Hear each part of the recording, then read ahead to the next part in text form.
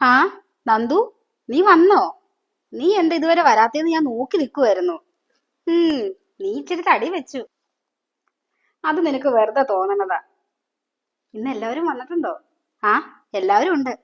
പിന്നെ നിനക്കൊരു കാര്യം അറിയോ?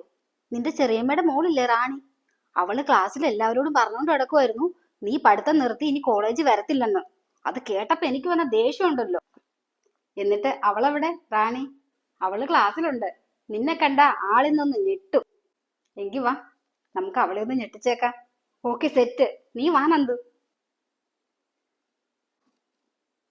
ഏ, നീ നീ എന്താ ഇവിടെ?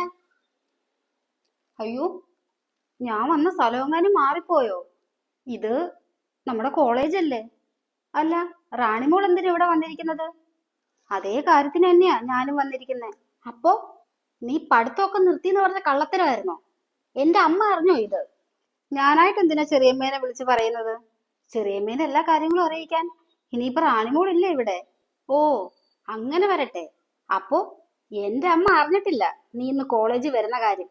അറിഞ്ഞിരുന്നെങ്കി പൊന്നുമോൾ ഇന്ന് ഇവിടെ കാല് കുത്തില്ലായിരുന്നു. അറിയോ നിനക്ക്? അല്ല, അറിയാൻ പാടില്ലാഞ്ഞിട്ട് ചോദിക്കുക. ചെറിയമ്മ ആരാ? ഇവിടുത്തെ ഇന്ത്യൻ പ്രസിഡന്റോ? ഞാൻ എവിടെയൊക്കെ വരണം പോണം എന്നൊക്കെ തീരുമാനിക്കാൻ? എടി, നിന്റെ അഹങ്കാരം ഞാൻ തീർത്തു തരുന്നുണ്ട്. ഞാൻ വീട്ടിലോട്ടൊന്ന് ചെന്നോട്ടെ? അങ്ങനെ ഇപ്പോ നീ പഠിച്ച് പത്രാസുകാരി ആവണ്ട. നിന്റെ അഹങ്കാരം ഞാൻ തീർത്തു തരാം ഉടനെ. നമുക്ക് വഴിയെ കാണാ റാണിമോളെ, ആരുടെ അഹങ്കാരം തീരാൻ പോന്നേന്ന്. എന്റെ അമ്മയ്ക്ക് നിന്നെ 30-കാരനെ കൊണ്ട് കെട്ടിക്കാൻ അറിയാമെങ്കില് നിന്റെ പഠിപ്പ് മുടക്കാൻ എന്റെ അമ്മയ്ക്ക് അറിയാം. നീ നോക്കിക്കോ. ആ, കാണാം. കലക്കി നന്ദു, നീ ഇപ്പോഴൊരു പെൺപുലിയായത്. അവൾക്ക് ഇത് തന്നെ ധാരാളം.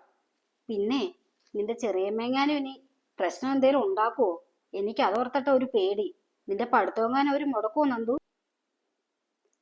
ചെറിയമ്മ വരട്ടെ. അടുത്തത് ചെറിയമ്മയ്ക്കിട്ടുള്ള പണിയാ.